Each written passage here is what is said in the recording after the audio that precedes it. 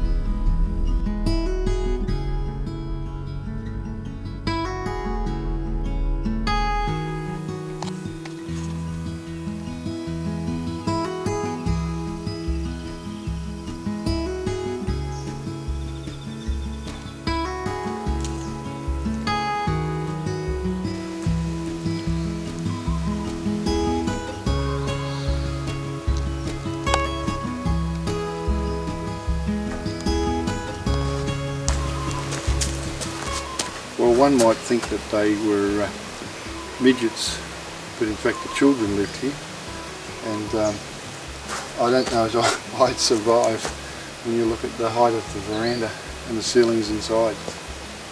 They were very lucky because they didn't have very far to go to work. 25 metres that way is the tin mine. It was late one Friday afternoon in December of 1938. Dick was repairing the stockyards and finishing off the iron gate. Max, his brother, had gone back to Stapleton Station to collect supplies. Dick was unaware that his adze, a woodworking tool, had chipped. As he swung it, the adze turned and nearly cut his heel off at the ankle. He tried to stop the bleeding using his belt as a tourniquet. An Aboriginal stockman carried him to the homestead, then rode for help. Max returned, riding through the night to get there. With canvas and saplings, he made a stretcher to carry Dick between two horses back to Stapleton Station. Max recalls, when we got to the big finish, it was about a mile wide and there were a few crocs about. We decided we couldn't wait. We swam the best part of 3/4 of a mile, at an angle downstream, dodging the treetops, with Dick on the stretcher. We put him between the horses again and went another mile until Dad was waiting with the buckboard. Dick's father Harry nursed him overnight. The next morning, Harry and Max carried Dick onto the train at the Stapleton siding. Harry travelled with him to Darwin, then on to the hospital. It was all in vain, as Dick died the next morning.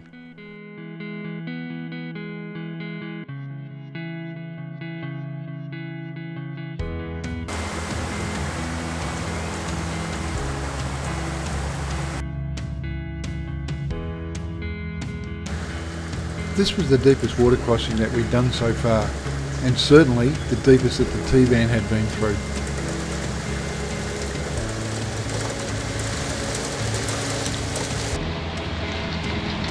But it just soaked it up.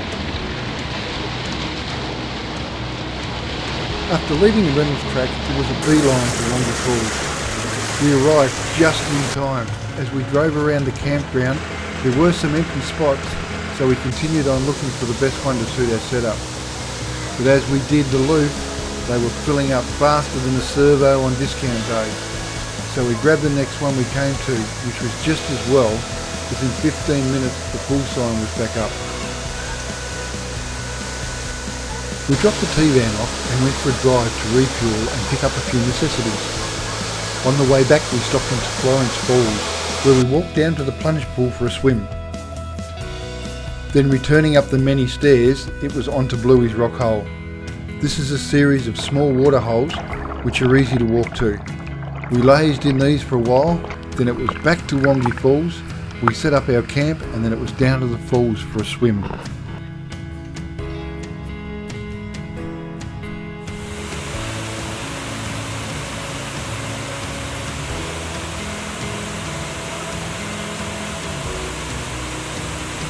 Wow, how special is this place?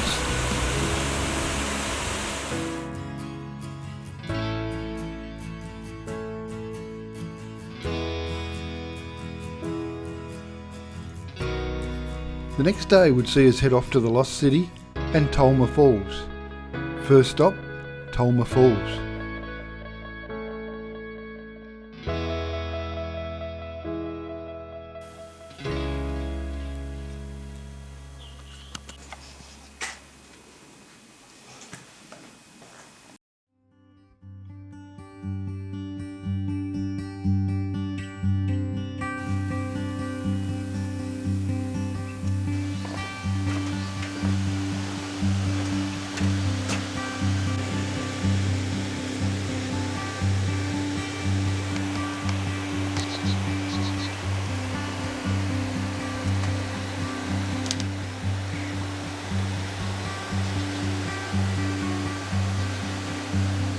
This is the view from Tolman's Lookout.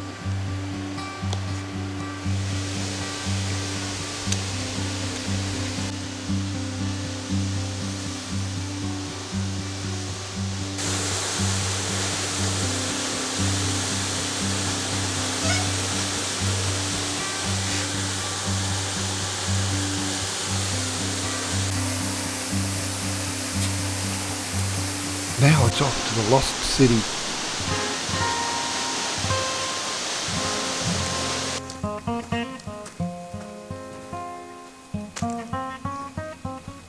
The intriguing formations of the Lost City were once part of a continuous sandstone layer that capped the present-day tabletop range.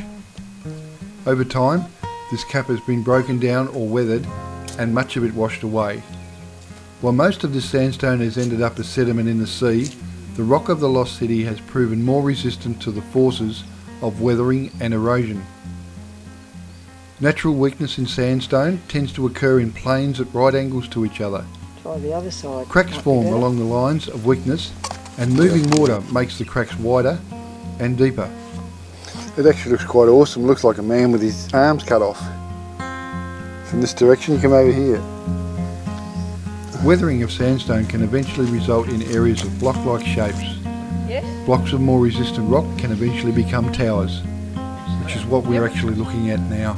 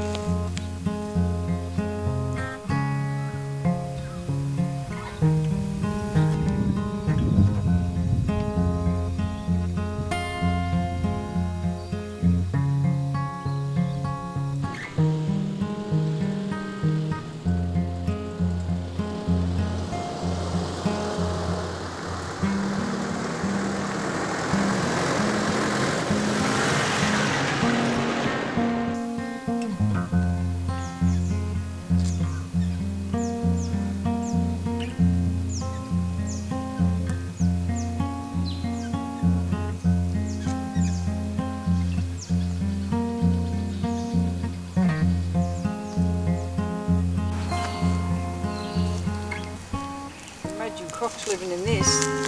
Don't know if they do. There's one of the big water buffalo that comes screaming out of nowhere. Oh, yeah. Wonder what it was that laid that over.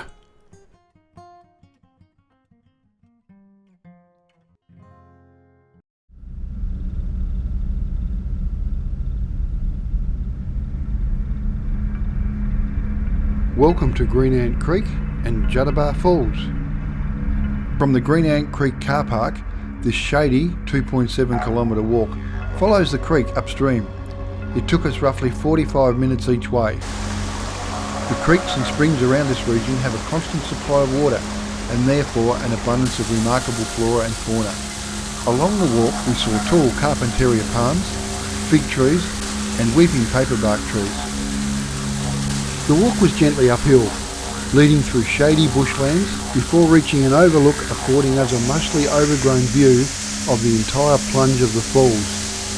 However, we then kept going on the trail towards the top and that was where we saw a smaller waterfall backing a pretty serene and solitary plunge pool with a view over the escarpment. It was catch your breath and look out over Juddabar Falls and admire this Aboriginal sacred site and the creek below.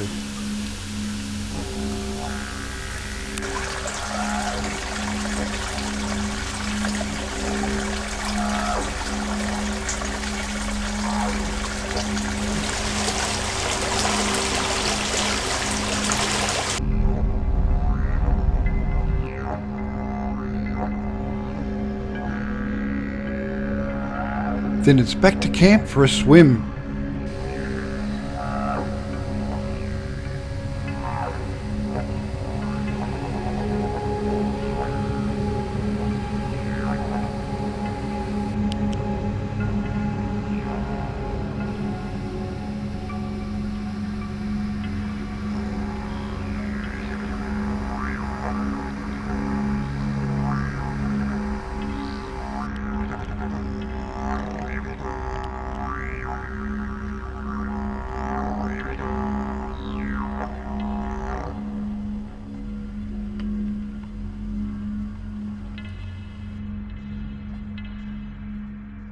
Discovered around 1906, the Bamboo Creek tin mine provides an insight into the small-scale mining activities of the area, and its ruins are a reminder of the park's varied past. Some sections of the old buildings are still standing, and you can see remnants of equipment related to the ore extraction, processing, transport and explosives magazine, as well as domestic objects. Tin was mined at the site sporadically until it was abandoned in 1955. The structures were built using local materials such as cypress pine poles. Rock, sand and gravel were used for concrete. Steel and corrugated iron were scavenged from ex-army buildings and the old railway line. And amazingly, ant bed floors were made of crushed termite mounds.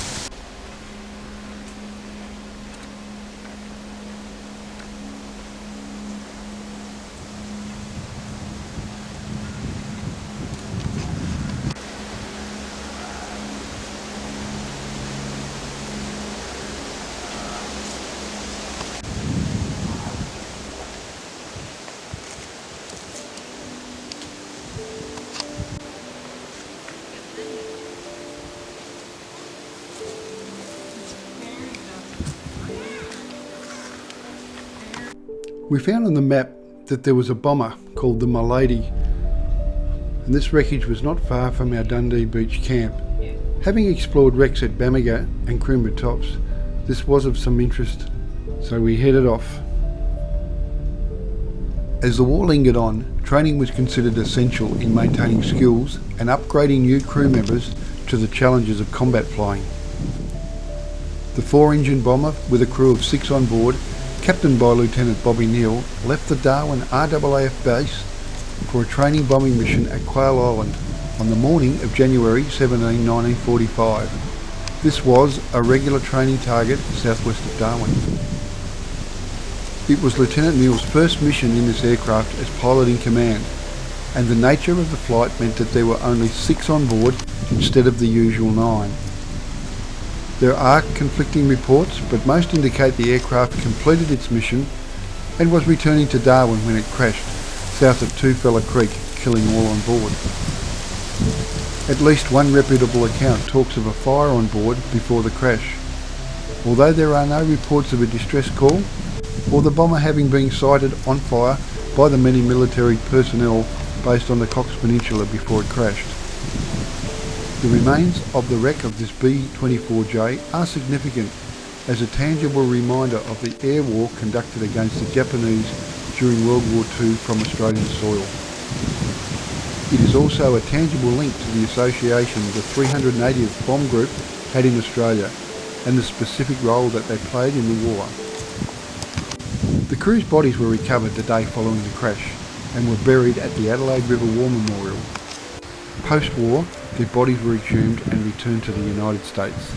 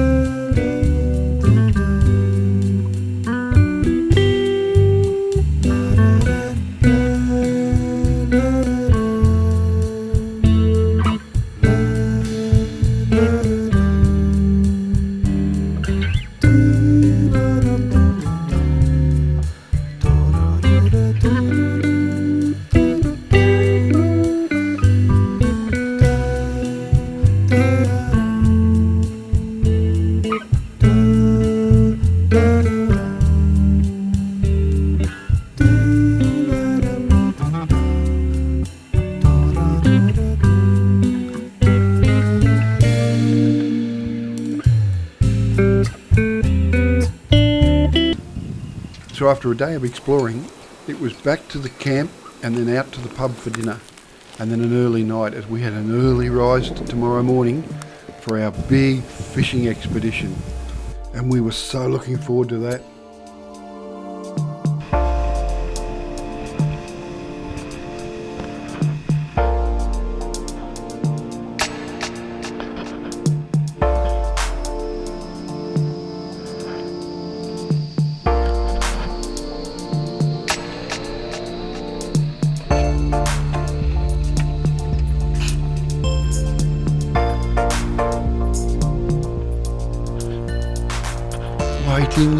Waiting, would Liz catch a fish?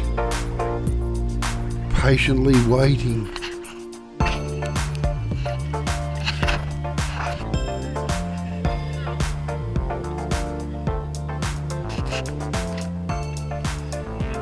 Getting late in the afternoon, and at any minute the skipper's going to make the call to pull the pin. Is Liz going to get onto one? And just like that, it happened. Remember, left in line.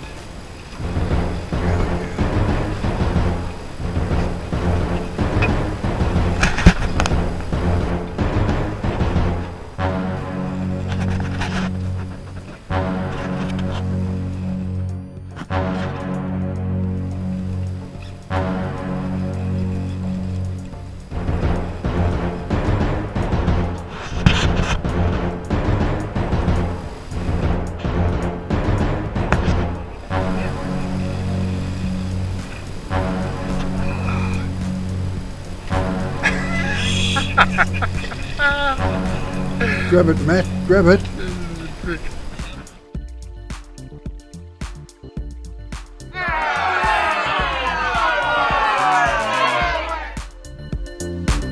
That was so lucky. 5 minutes after that, and Matt pulled the pin.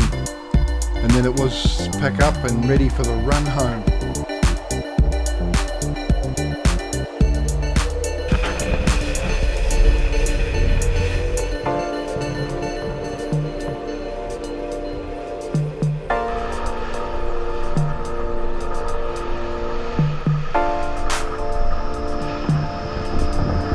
What a magnificent day. The wind dropped out about lunchtime. We caught fish. We just had an absolutely sensational day. The guys that we were with in the boat were fantastic. Everybody pitched in. Absolutely sensational.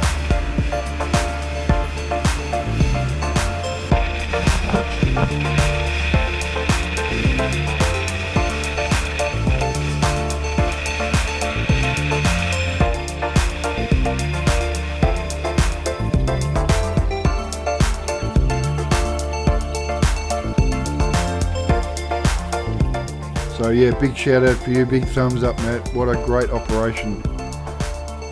If ever you're up that way, Dundee Beach Fishing Charters, they're the team.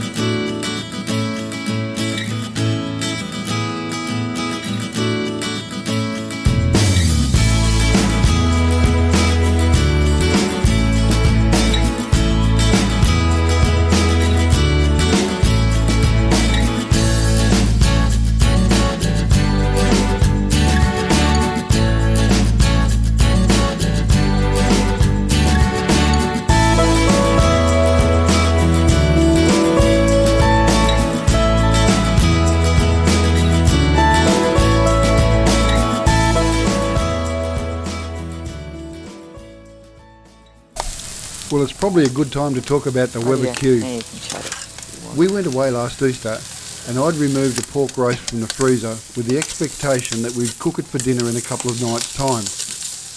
Well, when we got to the destination, we were unable to have a fire. So with this in mind, before we did this trip, we purchased a Weber Q. Those with camper trailers will understand the utilisation of space. We had to find somewhere we could store it, and with that sorted, this has been one of the best things. I would go so far as to say amongst my favourite things.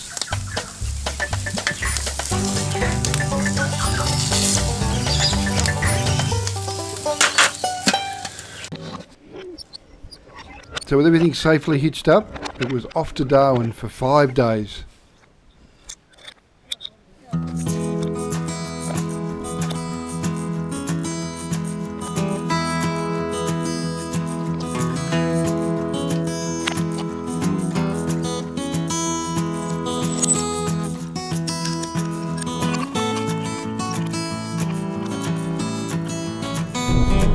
Wow, Dundee Beach. What an absolute cracker of a place. We had a couple of days there. The first day we did some exploring and went out to the Cox Peninsula, found an old bomber.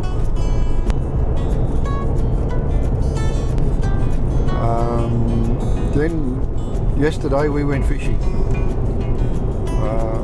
Added some species that we hadn't caught before. Some jewfish. See photos attached. Absolute cracker. What a day. We ended up at a channel where there's a run out, massive amount of run out. Matt put us on there right at the pretty well the peak time, and we had we had one multiple hookup of these jewies. I've never caught them before. Absolutely fantastic. Man, do they pull. During the day we actually put the bait on the hook and tried to drag some line off the spool. I couldn't pull the drag off, but these things they just strip line. It was just amazing how hard they pull. Absolutely. They pulled so hard. Yours was over a metre. And mine was just over a metre. 1 metre 03. Yep. And this was 98.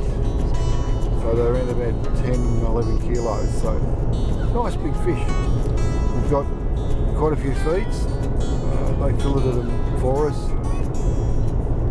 So we've prepped them a little bit so we could freeze them. So today sees us heading into Darwin. So we're going to do some exploring in there. Got a few days, have a look around. The car's got to be serviced. We're doing that on Friday. We're going to the Dundee markets Thursday night. So we'll catch up soon. What's going on? Yep. How lucky were we? We rocked into Darwin amidst the Air Force training campaign, Operation Pitch Black. Exercise Pitch Black is a biennial multinational exercise conducted from the Royal Australian Air Force Base in Darwin and the RAF base in Tyndall. They utilise one of the largest training airspaces in the world, the Delamere Air Weapons Range and Bradshaw Field Training Area. The exercise hosts up to 4,000 personnel and up to 140 aircraft and includes both day and night flying operations. When they peel off. Yep. Breakfast in Darwin. At 12:10. Breakfast in Darwin's a bit different. We soak in some Australian wartime history, we visit the Adelaide River War Cemetery and an aviation museum. We meet the Cahill Crossing Border Guard, head deep into Arnhem Land and find ourselves caught in a scrub fire.